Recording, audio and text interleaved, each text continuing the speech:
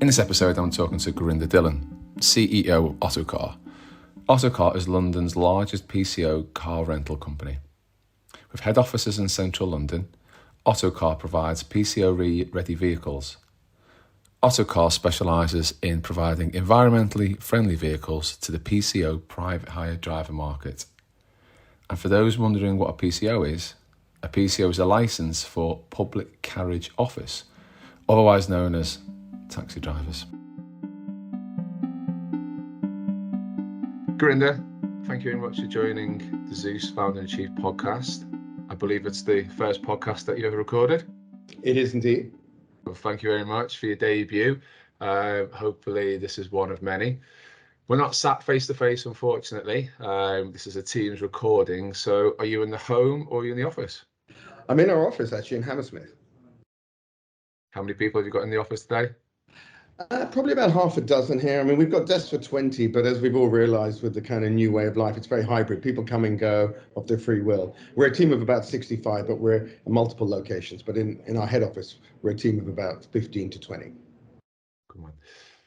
Right, so you started the business with one car in 2016. You've now got over 3,000 cars. Can you talk me through that journey from 1 to 3,000? Well, it's actually now 3,500 since we last spoke. Look, we didn't expect to get here. I used to be in the black cab trade for many years, and I think prior to that, we had 250 black cabs, and it took us 10 years. So we actually set the task of ourselves to say, well, it would take us 10 years to get to 1,000, because we thought that was a pretty good effort to go.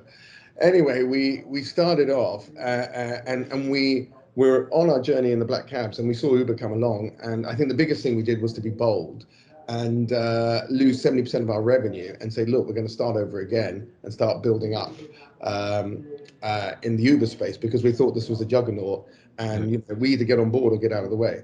So we kind of disassociated from there and said, look, this is what the future looks like, and let's lean into it and hope to God we're right. And so we did, and we were very humble. We had a shipping container. It was a 20-foot shipping container on a car park with a cable stuck in for internet, and our container became an antenna.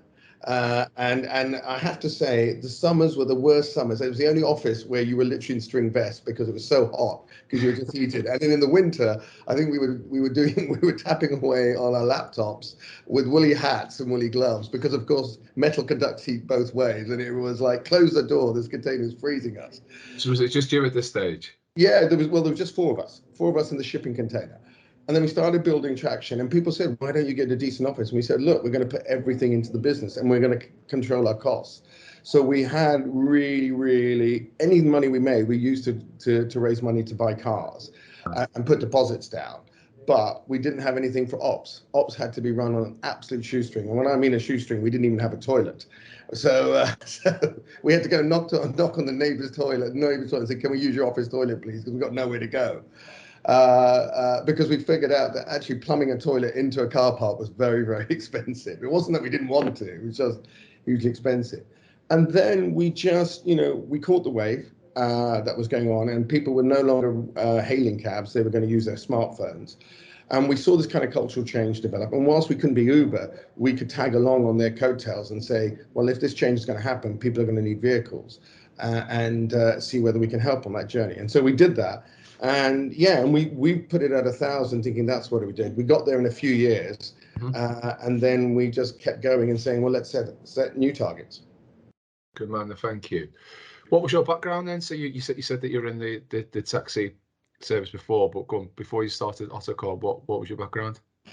So I went to university, did a business degree at Manchester, came out of that, and then I set up a business back in 2000, which was an equivalent of dark kitchens. So we had big dark kitchens where you had Chinese food, Indian, Thai. So kind of Deliveroo, but 25 years early, but dark kitchens Deliveroo. And what you learn in life is just because you got the great idea doesn't mean its time has yet come. And so you came up with the original Deliveroo then? I don't know if I came up quite with the digital, because remember there was no even internet then. So I came up with the original leafleting version of Deliveroo. But the problem with that is, of course, I was probably 20 years too early. So serendipity is a big part in life, which you learn from that. And during that journey, we realized we were leafleting those days. There was no web, but it was all telephone orders. And we were super busy, but we were too peaky. And then I met one of the guys who sold me chemicals. Said, by the way, if you want a more steady business, have you thought about black cab rental? And I said, I assume everyone owns black cabs. And he said, no, a lot of cabs are rented. And my furthest customer, by the way, was in Sydney. And he was a plumber in Sydney who used to come over for the winter season because their summer, no one's heating broke down. And he would come and work like the winter season. And I used to have a lot of also divers and stuff like that from Thailand who were black cab drivers who would again fly over for the winter season because there's no tourists, as well as all the usual cab drivers in London. But you met all these kind of interesting characters. And we built that business up to about 2016 when we sold it, and then moved into the private hire market. Oh, nice, thank you.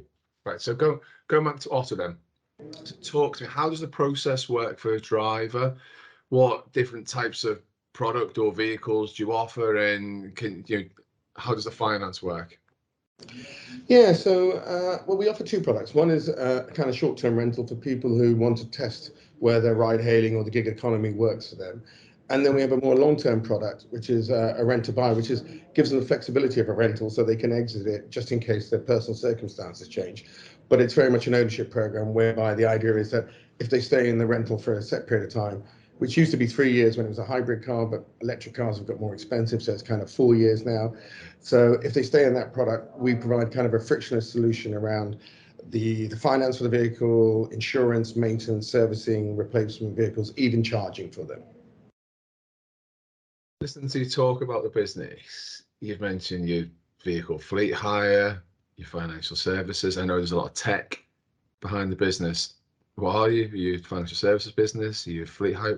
How would you position the business? I think we're a business around love, actually. I think people don't often talk about that enough in life. And that is that, we based the business around frugality, focus, obsession, and love. And we really loved our customers. And we cared about the community of drivers. And these are guys from very humble backgrounds. The last two Ubers I've been into, I've been astonished at the drivers. I was literally in tears the other day. I was on a way to King's Cross and I got into a cab. And the guy tells me he's an Afghanistani driver on Uber. And he's telling me his journey. And he said, he left Afghanistan, went to Dubai to South Africa to Argentina, and then landed in London and claimed asylum. And I said, so how come you're doing it? He said, I'm doing this job because I want to bring up my children. And I said, where are your children then studying? He was thinking he was young. He goes, both are at Cambridge University. I went, what, the Cambridge University? He goes, yes. And he showed me the picture of tails. And he said, look, I'm working hard to I'm giving up my future for theirs. Amazing. Yeah, and then the other driver I was in last night, he sent his daughter to Oxford for medicine. Similar thing, very humble guy, working hard, but just want to do better for their children. And I think, we want to help those guys on their journey and help them and see how can we provide for them. So can we help them provide for their families in a sustainable manner? So can we get them to provide electric car, do good, help community, and help provide for their families? And, we love those stories, right? Because those are stories that are real, personable, and that's what we do. And so we say, how can we help you to get there? And we said, look, I was speaking to another operator, and he said, you know what? If the guy was 3 weeks away from default, and he was in default, and he had like £1,000 left, commercially, we could take his car. I said, but that's so heartless. Why wouldn't you? Why wouldn't you, when the guy's come that far, help him to get to the end line? And whatever it takes, let's just heave them across. We stand on the shoulder of banks, and they stand on our shoulders. And what we want to do is we very much cradle our customers. And that's where we start from. It's a point of love. I'm going to jump around a little bit some of the planned questions I had for you, because I've had the benefit of knowing you for a little while now, and some of the stories and anecdotes that are very similar to what you've just given us. Then talk to me around then your leadership style and how you're very much a people's person, Gurinder, and you're someone that I think has got a very big heart. Where do those sort of principles come from? What makes you stick close to those principles of being, obviously you run a business and we understand everything that comes with that, but you do appear to be a good person. How do you stick with that sort of moral compass? I think you say, what you do in business is you have a set of core values, and I think you live by those core values, and hopefully those emanate from you as a leader to the rest of the company. And you say, well, look, I don't mind if you make mistakes, but just can you explain to me how we got to that? And was it based around our core values? And one of the principal core values we have is to make our mothers proud. and do things by right. And so not to,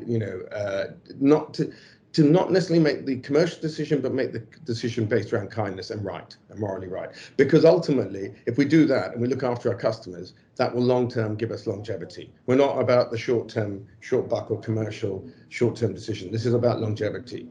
And I think what we always want to do is also empowerment. I think it's really important to empower staff. I think education is a big thing. I always say we're an education company that happens to be a rental business. So we're always trying to educate our drivers about what does the future look like? How can we empower them towards that? And very much, if our driver, their success drives us. The more successful we can make our customers, the better it is for us. And that's what we work on. So obviously you've become number one in London, and you've got a dominant position there. Where does the future take the business internationally, and have you already identified some of those cities where you know that your business model will work? Yeah, so we believe in what we call vertical cities or metro cities, where there's high density of population and people are moving around a lot. We think that applies in other cities in Europe and in North America.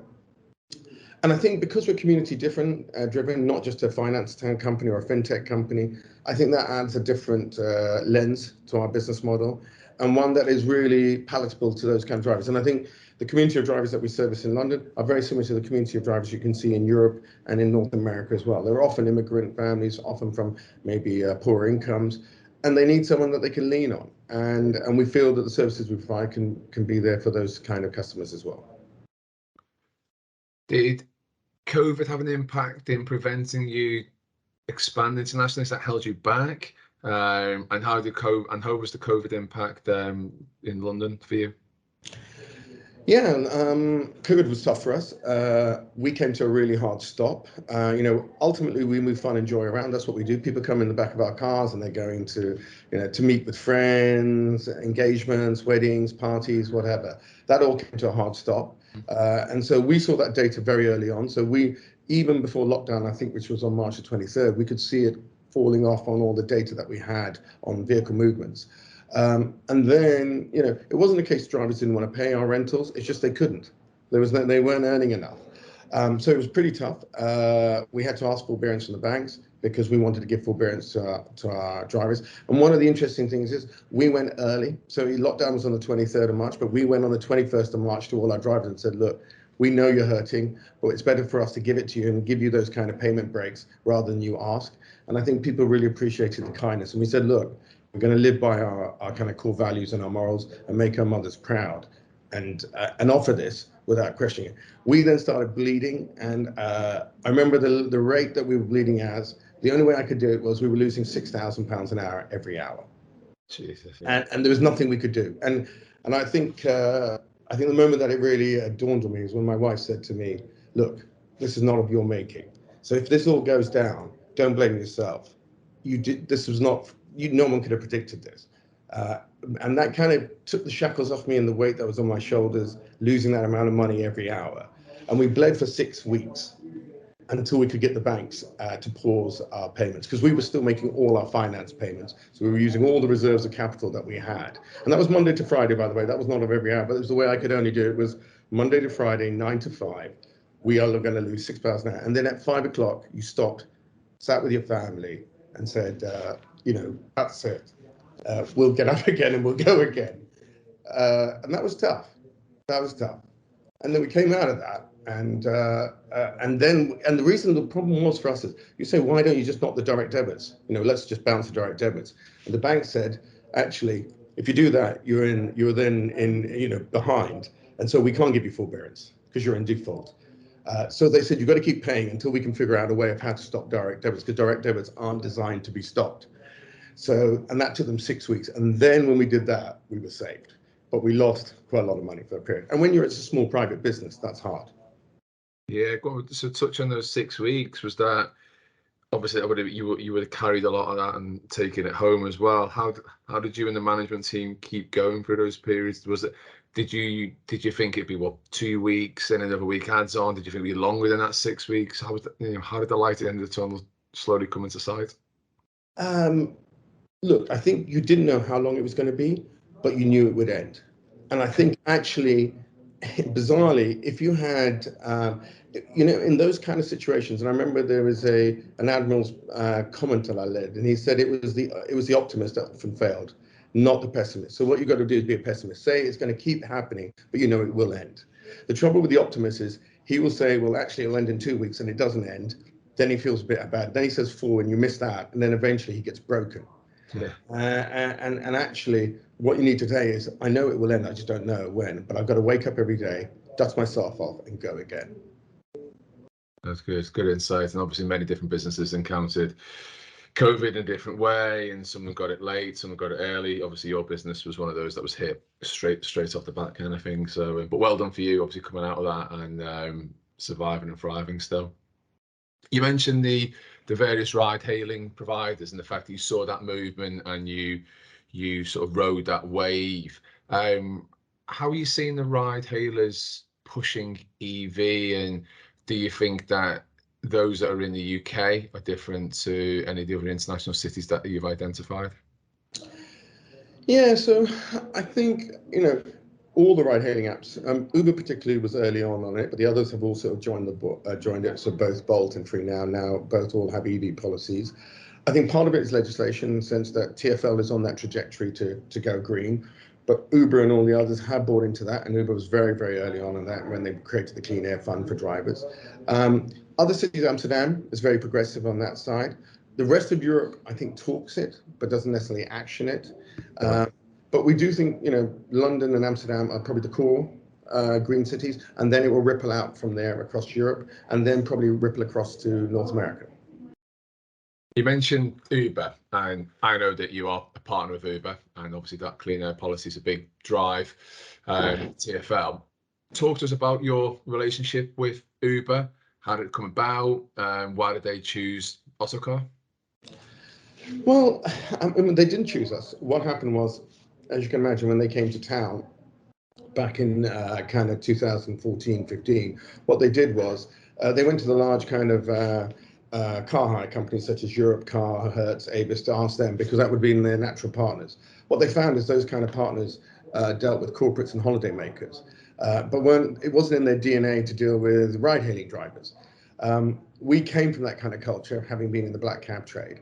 And what happened was we went along on that relationship, and we started building up. We kind of reached out to them, but at that time they were kind of cloak and dagger, very insular, very hard to contact, no telephone number, no email addresses, no nothing. But eventually we reached out to them and said, look, we're providing a service here, we're helping it, and I think we're the right type of partner for you to assist. And eventually we forged relationships. It wasn't easy. It took us probably a year. And then we kind of gained their confidence because they could see from drivers' feedback that actually these were really good guys trying to do the right thing and trying to support it. And they bought into our values. And then we started to grow from there. So long as I've got my data right, and I've already got your number of cars wrong so far, I've got it as 6% of miles driven in London are electric. First of all, is it 6%? I think it was when I gave you that figure, which was a few months ago. It's probably now closer to probably 7 to 8% now, but okay. Close enough. I will kick my data sources then, which is obviously a good sell. So 7% of miles driven in London, or close to 7% now electric. At what rate do you see that increasing? I mean, it's already gone up 1% in a short period of time, but how do you see that that rate increasing as over what period? I think it is going to start rapidly increasing. I don't know whether now a little bit of cost of living crisis, inflation, and everything else is holding people back, maybe converting as quickly as they should. Okay. But we still think it will rapidly increase. But we would hope, I mean, Uber wants to get to 100% by 2025. I think realistically, that could be 26, 27 by the time it happens. But that's very much the intention. They might miss it, but I don't think they'll miss it by much. And that's the likelihood from pretty much all the other apps as well. They want to go ahead of that. But Uber by far has been a bit boldest on that statement. Market drivers for Otto very much in your favour, and tailwinds being ESG, green initiatives, government incentives. Electrification is very much on everyone's minds, and how that EV growth is coming. It all feels very positive for Otto, and all feels very much like you're well positioned to take advantage of that. What are the challenges to your growth? Look, people think we're a car company. We're not. We're a people company. We're both with our customers, we're people, but also we're driven by the talent that we can resource. So that's always going to be a challenge for you to find the right people to take the business forward. Uh, Debt is always an issue for us because we're buying so many vehicles all the time, and as a small company, we have to always sell that story of where we see the vision and going. That's always a challenge for that. Tech is always a challenge. Doesn't matter. I think whatever business you're in these days, you're a tech business in one form or another. So it's sharing all our kind of messaging and communication with our drivers such that they can see whatever they want to see, whether it's accountant queries or anything like that, and digitalizing that. So our big thing is to try to digitalize the metal of the vehicle over the next 5 years. You mentioned the capital intensive nature of the business, and obviously you acquire the vehicles, etc. Talk to us around how you funded the business today, whether that's through debt, equity, what sort of fundraisers that you have done. Yeah, so I'm still the sole shareholder of the business, and we've raised the whole business so far on debt. And so what you had to have is a pretty concrete business plan. You had to sell a story to all the banks, and you have to run very, very tidy books. So always make sure that you're growing, always make sure your revenues are growing, your profitability is growing, because debt raising is always hard because they always want to make sure you can service the debt. And kind of explaining the story and explaining those tailwinds, because not everyone will always get those tailwinds. So it's having that in a kind of condensed way and explaining to them what need we're fulfilling, because sometimes they don't see it, and then when they start to see it, okay, we kind of get it now. But even then, they can be very cautious. And it's always, and the other thing I would say is, it doesn't matter how big you get, it's challenging at every level. You would think now that we're 3,500 cars, it'd be easy. It isn't. It's a different set of problems and a different set of challenges, because actually people are more nervous now, because at least if you're only 50 cars, you fail, they can pick them all up and resolve the matter fairly quickly. 3,500, that's a much bigger problem. Yeah, no, get it. I can appreciate the sort of challenges that you have. What does the future hold for Otto Car in terms of, do you have an aspirations to get to X number of vehicles, a certain size, do public markets, do you see yourselves as a PLC, and when are we going to be driven around in flying cars? Well, certainly not by me, I hope. No, no, so I think we've got constant aspirations to grow, because I think the management team feel like we're right at the start of this curve, and I think it's a 20-year trend. So we want to enjoy that. Where does it lead us to? I honestly don't know. I think you can always look at the next 1 or 2 years. I think always looking 4 to 5 years ahead. So much happens in this time that I think it all gets fuzzy. It's only on an Excel spreadsheet that the curve goes in the top right corner. The linear graph goes to the top right corner. In life, there are a lot of other, swerve balls along the way. So I think for us, for the next few years, it's about growth in London and possibly international growth in Europe. That's where we'd like to get to. Whether we then get to North America, let's see. We'll take it one step at a time. Let's not get ahead of ourselves. Have you always had that sort of careful planning, or was that a COVID coming out of the blue, as it were, taught you that actually 18, 24 months is the right sort of time period to be looking out for? No, we've always been 18 to 24 months. I think, looking to it, you want to see long-term trends and see if you can follow that and steer into what the future looks like and see where we can get that. But generally, I think visibility is not more than 18 to 24 months. After that, I think it gets a bit fuzzy. And I think by the time you get there in 18, 24, things sometimes change. Final question for me, Gurinder. You're having your final dinner, assuming it's a good free courser. Aside from family, you get to choose 3 guests, whether that's from history, people who are alive today, people who are inspirational, any walk of life.